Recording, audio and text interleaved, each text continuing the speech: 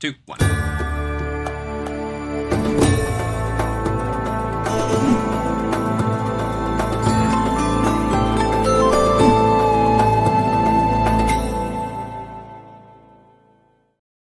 And greetings, Air Acolytes. It is Breaking Wind, a Last Airbender podcast. I am Jason Roy Gaston, and this man, this myth, this legend is VHS Jace, and today, the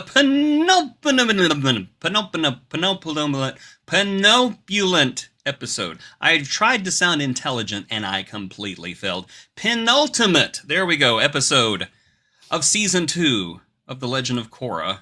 Nothing happens in this episode at all. No. This was a very quiet episode. Whoa. Darkness Falls. Holy crap, let's just get into it. So, it like the episode. You get straight into it. I love it. Yep. So we open up with Korra facing down the universe's most evil kite. Vaatu has gotten out of his Keebler elf tree, and he's threatening to destroy the universe by fusing with Unalaq and making him a dark avatar. So Korra, being the ever resourceful avatar that she is, picks up Unalaq and just yeets him into the spirit. That's so cool. That was so cool. I just love that so much. You're not an issue at the moment. She's just like, bye. And then she tells, boyfriend and best friend, friend zone, get out there and keep him from getting back in here. You got one job, boys. You have one job, boys. I know you're going to mess it up, but you have one job. By the way, before you move on, Jace, can I just, I haven't said this in this entire run of this season. Kudos to the writers of Avatar who somehow make a ribbon scary. Because the bad guy's just, he looks like a kite. I'm waiting to see a little kid hold him by a bit of string. Let's go fly a kite.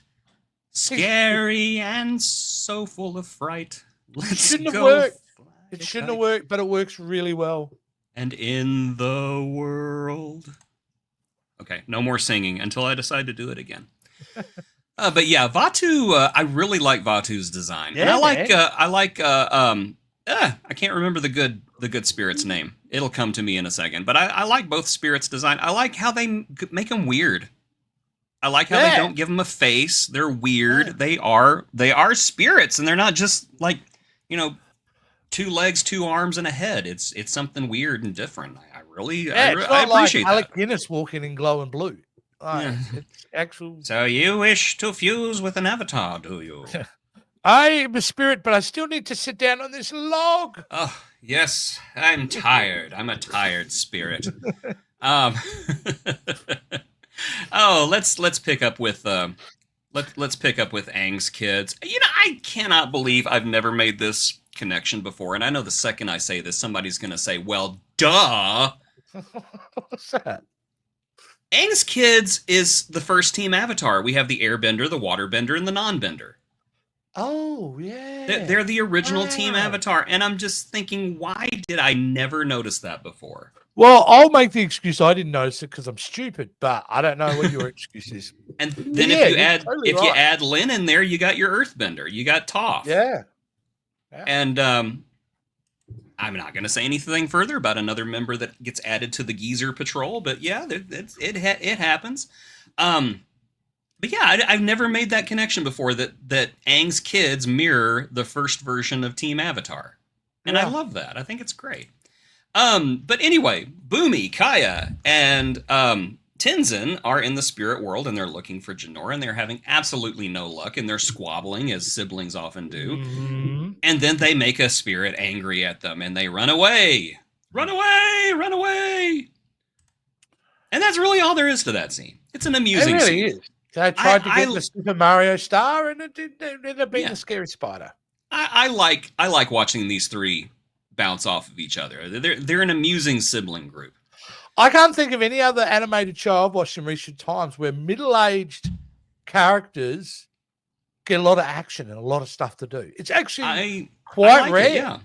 Yeah. I like that the old people, are an essential part of this team. Yes. I'm sure that you old people do. Anyway, the world's scariest kite is fighting back in all kinds of creative ways. But you know what? Here it comes. Korra ain't no wimp. She's gonna beat the crap out of him. Hey, same image for the thumbnail. This show, their action is next level. I mean, I would say it not only rivals the original Avatar, I would say it even surpasses it in many places. Now, keep in mind, I'm talking about the action itself, not the story, because I do think that The Last Airbender is a superior series. But as far as just straight up visuals and action goes, Korra wins. It does. It does. It's pretty. When they get into it, it's so well done. It's very exciting. So the Geezer Patrol, again, stuck in the spirit world. They don't know what to go. If only someone could guide them.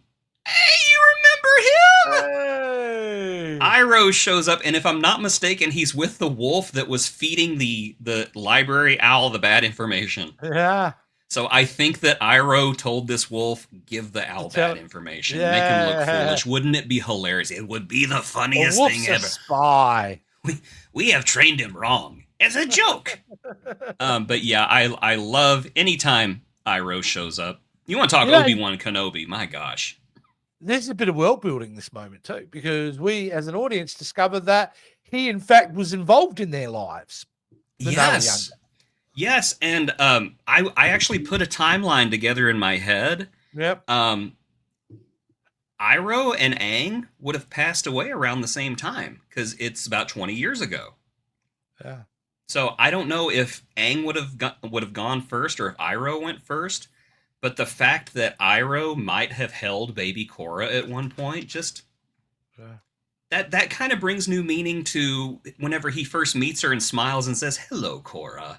Yeah, it does. You know, one of the last things I did in my lifetime was welcome you into the world. Yeah, and I just love that. I love the idea Iroh of that's so magnificent. Much. Yeah.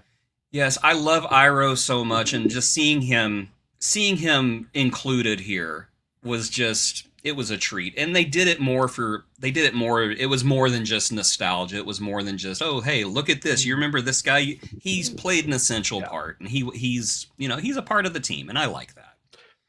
And they don't overplay it either. They don't let him stick around. No, they don't overuse him. It's not done for, do you remember him, kids? No, it's not remember, Barry. It's organic. This is important. Yeah. And as soon as he's done, he's gone. I mean, he literally just disappears. Yeah. He does a Batman in front of them.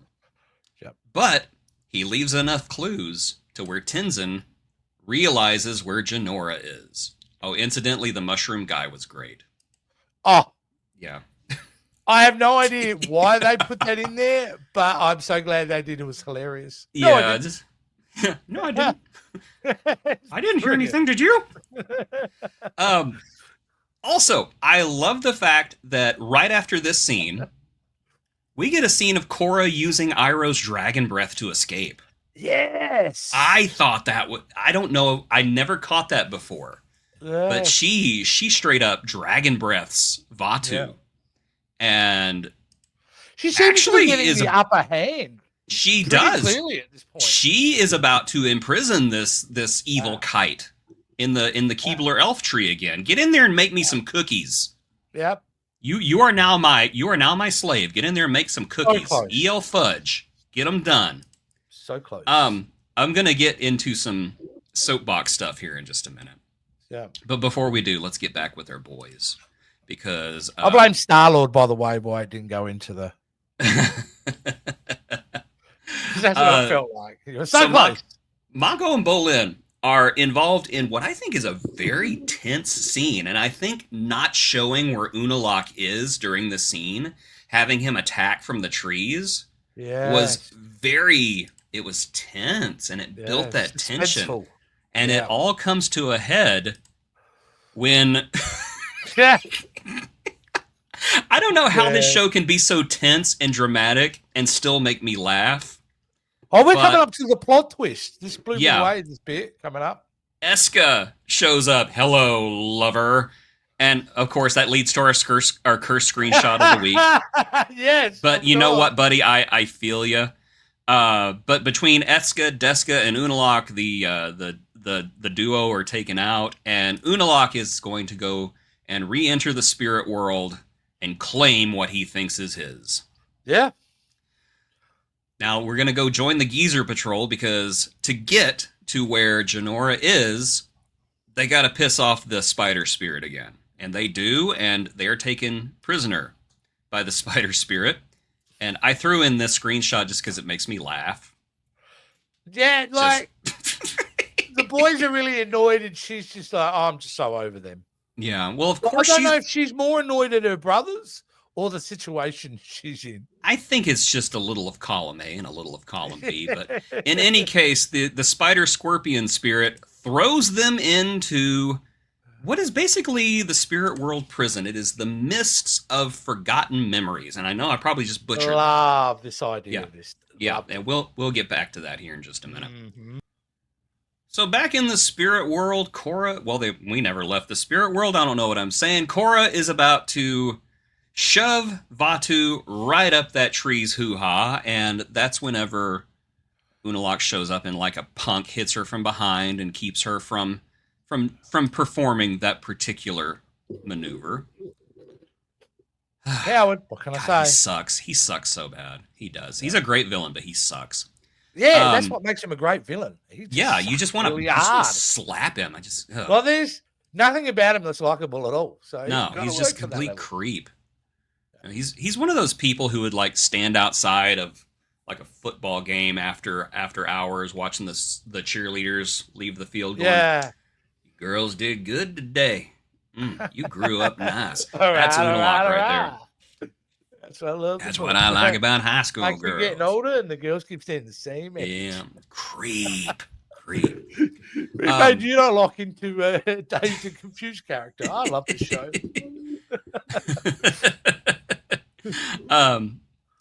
Where was I? Oh yeah, these two. They re-enter the spirit world and are instantly ice cubed.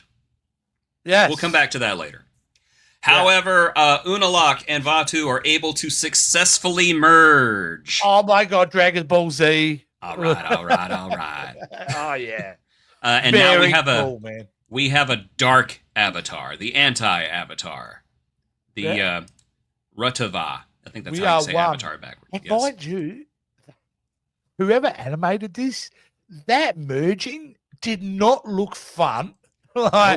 It looked like that is the most excruciating pain. It was a bit of a violation, yeah. Yeah, it wasn't, it was pretty sustained torture. I liked it. Yeah, it looked unpleasant because I can't imagine Vaatu would be very gentle. He's not one of those people who'd come up and like caress your cheek and go, "Okay, we're gonna merge now." It's one of those things like we're going in without lube. That's the kind of guy Vaatu would be. That's right. So anyway, no bedside manner. In the midst of forgotten memories, the geriatric trio are still trying to find Janora. They can't see anything, and apparently this is a place where people who enter the spirit world and who don't behave themselves are thrown. And who should we run into here? Admiral Zhao from the first season of Avatar. Crazy. That was not only. It took me a minute, but once I got her, it was like mind-blowing moment. Yeah, and there's cool. This is okay.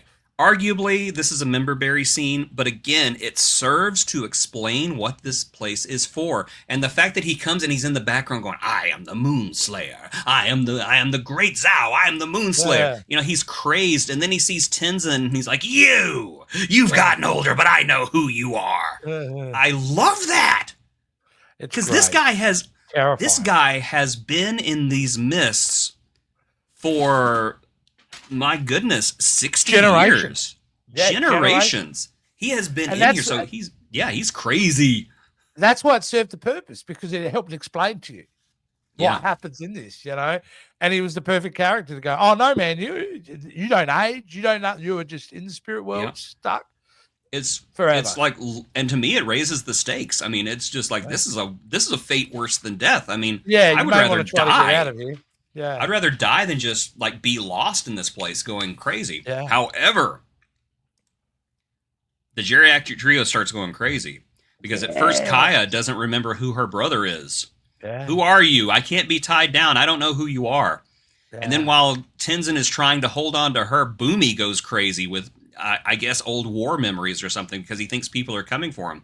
And They're coming before to you know eat it, him, aren't they? Cannibals? yeah, and Like before you Army know Hammer? it, Tenzin, good God, Tenzin is left alone in the mists. I guess you could say that he mists his brother and sister. Yes. Eh. Makes sense that he does this, though. No one had thought of it. Yeah. Suppose you don't get that long, do you? The idea is that you go insane in a short period of time. Yes. Which- I love Yeah. I love that whole bit, but Yeah, but it also raises something for me. We'll get to it because I'm like, well, if everyone's supposed to go insane there, what about this particular character? But we'll get into it. yeah, we will get into it. Korra and Dark Avatar Unalaq Oh man, are fighting, and the spirit of Raava. I told you it would come to me. The spirit of Raava encourages her to keep fighting, and let's face it, this is the entire fight between these two is mostly Korra aura farming, and she does it really well. I mean, I reckon her whole episode, because it's really just a battle, one long battle. This is Duel of the Fates type of thing. Like they Absolutely. are going hard. They are. Love it. I took a piece of food while you're doing that. I thought you were going to talk longer. You jerk. Yeah, I was very specific. I had to swallow that without chewing. That's going to be very hard when it comes out. To dry. Oh, gross. All right. All right. So Eska and Deska are basically just gloating over these two, and that's whenever Bolin starts crying, and he says, "I can't believe the world's ending, and I won't be able to spend the rest of my life with you." Oh, great performance. Bravo. Oh, and the fact that Eska, completely on character, is like, what is the meaning of this emotional outburst? But yeah, I just love it. But it is enough. So well. Man. It is enough to woo Eska, and she gives him a smooch. I'm gonna be honest. I would ship these two. Yeah. I would ship Eska, Deska, and Bolin, to be honest. But I'm kind of weird that way. I don't know. I still think it would be. I still think that if Bolin made a mistake and accidentally kissed Deska, he'd still be into it. It wouldn't matter. No, it wouldn't matter. Same. But as they are released and as they are running away, yes, we learn that Bolin wasn't acting; he was actually serious. That's the big plot twist for me. It was like he is in love. Like, he is in love with Eska, even though she scares him. Yeah. What is that? Is that like Nightingale kind of? Like, you get away from your torturer. What's that term called when you? I don't know what you would call it. Yeah, when you get captured by someone, but you still have affection for the kidnapper. That is Stockholm syndrome. It's got to be, right? Is this what this is? You got it. Why would you want to go back to an abusive relationship? I don't know. Stockholm syndrome. Yeah, Bolin's always been a little codependent, so maybe he gets. He's as insecure as you get. I mean, he went and made movies. Everybody who makes movies is insecure.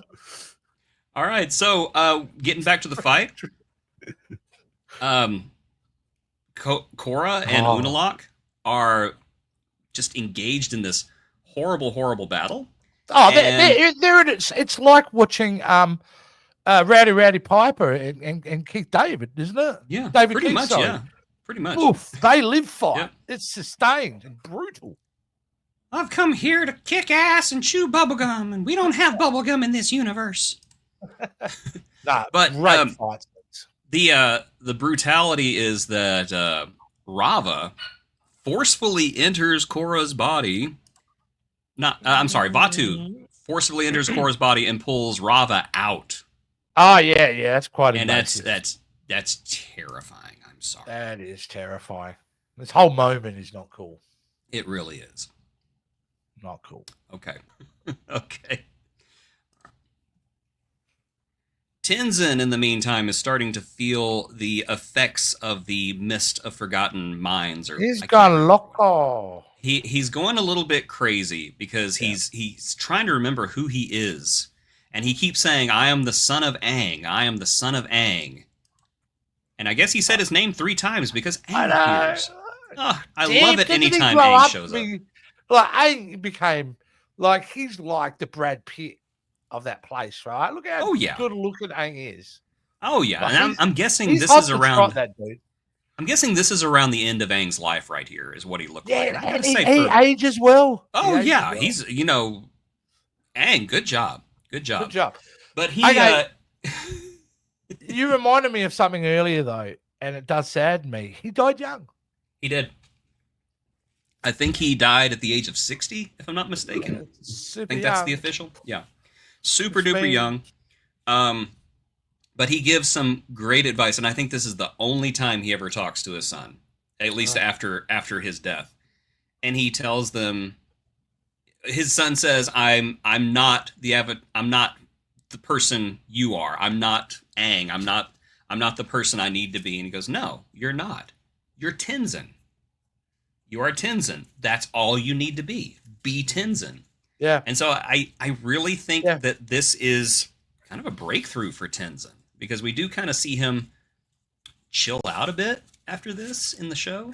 There's a lot of tragedy around him when you first meet him too, because you are made aware very early on that he's living in his shadow. Yeah. So if that helps to get him away from that shadow, it's important for him. Yeah, I honestly think that the spirit of his father gives him permission to be something other than the son of Aang. Yeah. And so I think that Tenzin goes on his own journey after this, much of which we don't see, unfortunately. But I think Tenzin does go on his own journey to discover who he is. Well, we haven't seen it yet, have we? No, we haven't seen it Who yet. knows Maybe what's in the future.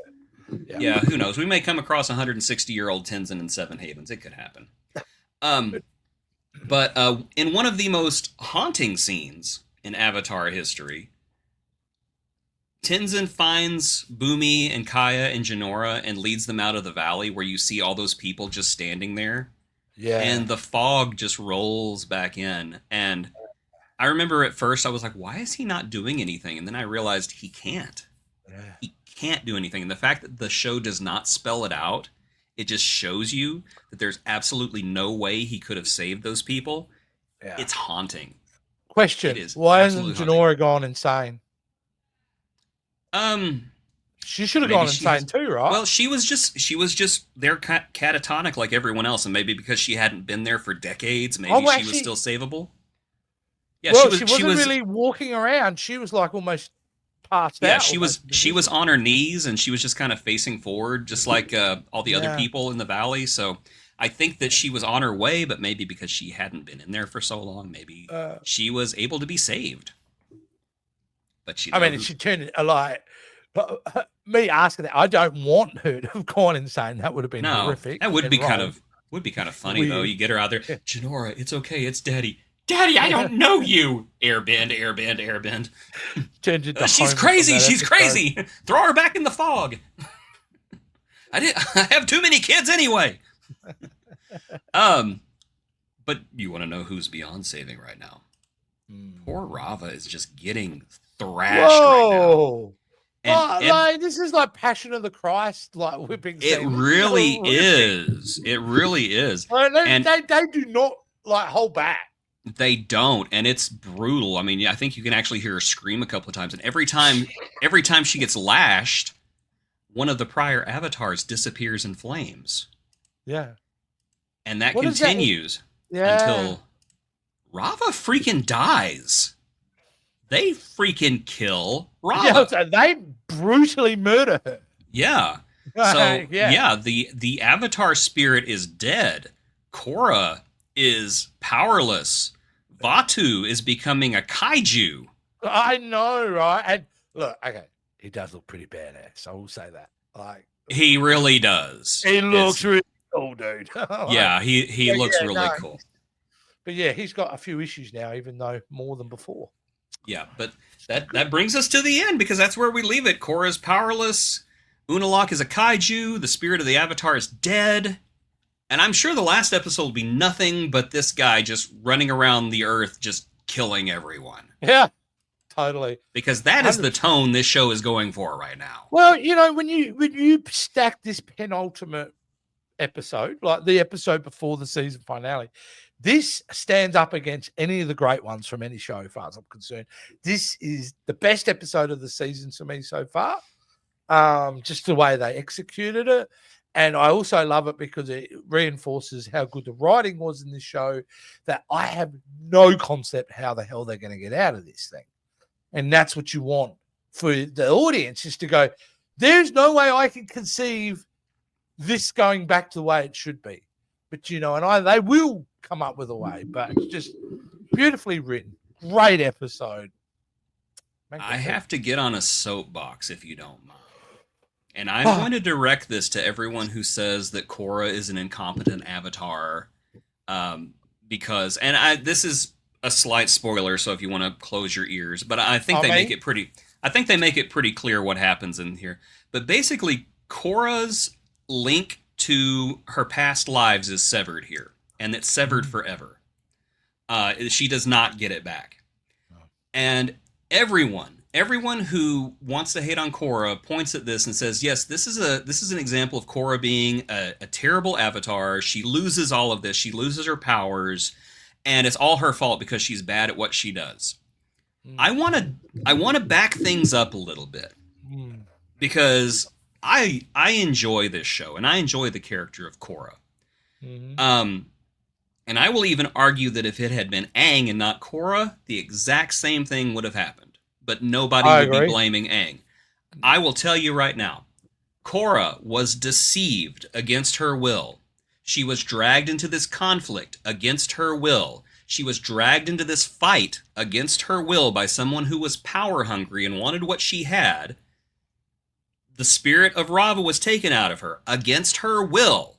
She was violated against her will. Y'all, this is an allegory for rape. It is. This entire season is an allegory for rape. And I know I've said something similar to this in the past, and I'm going to say it here right now, and I really hope I offend everybody who says this dumb, misogynistic crap about Korra online. The people who blame Korra for what happens to her this season, and the people who say, well, what was she wearing, when they hear about a sexual assault, the Venn diagram between those two groups is a circle. Yeah. Well, look. And I hope you choke on something sharp. I find it really hard to process, probably because of my more optimistic outlook, that how you come to that sense of watching what I've watched and think that somehow she's bad at what she does. In the sense, if you've watched the whole series, I don't know how you come to that assumption that she's bad at what she does. This whole thing, the whole world would have been taken over literally in 5 minutes if she hadn't done what she had done. And you're right. Your soapbox is 1,000% right. I thought it was going to be more the whole accusing her of a Mary Sue, and that's one thing I want to say about this season too. That is completely stripped away. That concept is not applicable, and I've heard it about her. It is absolutely not applicable at all in this scenario. No, I'm so tired of people not understanding what a Mary Sue is, accusing women of being a Mary Sue. I'm sorry, your problem is not the fact that they're a Mary Sue. Your problem is the fact that they're a woman, and they're a strong woman. When you watch Commando by Arnold Schwarzenegger, what is he? He's a Mary Sue, isn't he? Is he not? Mm-hmm. If you watch any male-led action hero of the last few decades, or any major superhero, they're better than everyone else generally. Bruce Willis isn't going to save Nakatomi Tower if he's not better than everyone else at what he does. That's just part of the storytelling. It's sexist. It's disgusting. It's always kind of been the way, which is really bizarre because we were raised, Jason, seeing big cinematic, strong women lead movies and be awesome at it. Mm-hmm. Somehow we forgot about that. So, this is a great show. Well, the problem is, in the last 20 years, the internet has given a voice to very small men who are threatened by strong women. And every time you see a strong woman character, they have to cry.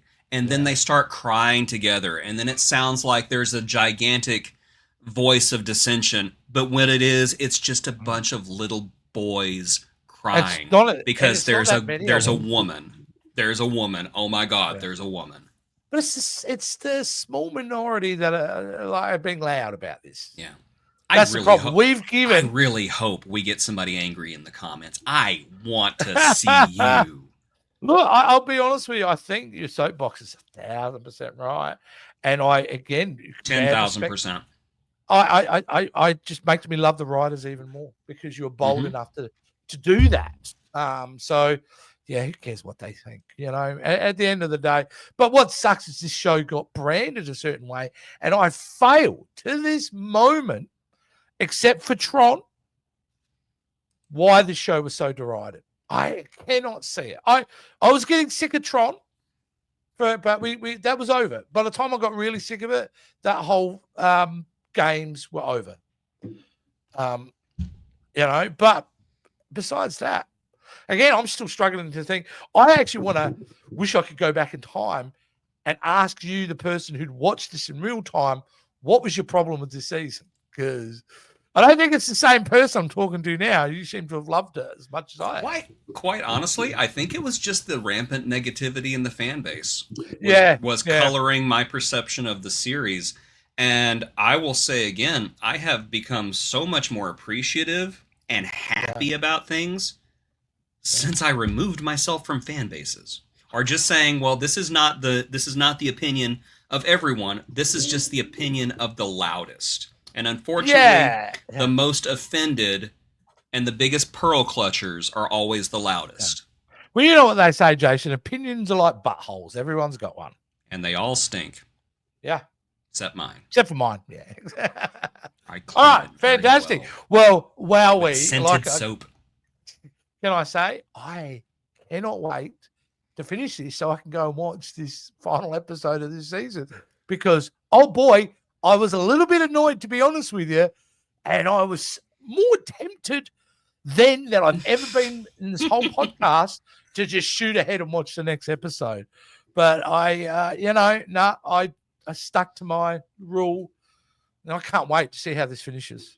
Well, my friend, I give you permission. Once we stop recording this, you just waddle yourself over to your television and you'd see where this episode brings you. And if you want to hear about how this episode ends, how this season ends, be sure to join us next time here on Breaking Wind. In the meantime, please check out the video description below and join us on Patreon. You can support us for a pittance every month, or you can become a YouTube channel member. I would love to see you there because I like money and I like attention. And of course, like, share, and comment if you're a little weak boy who's scared of strong women, because I want to laugh at you, you pathetic weakling. Okay, I guess we're done. I had my evil laugh. I had my little evil Unalaq laugh. Ha.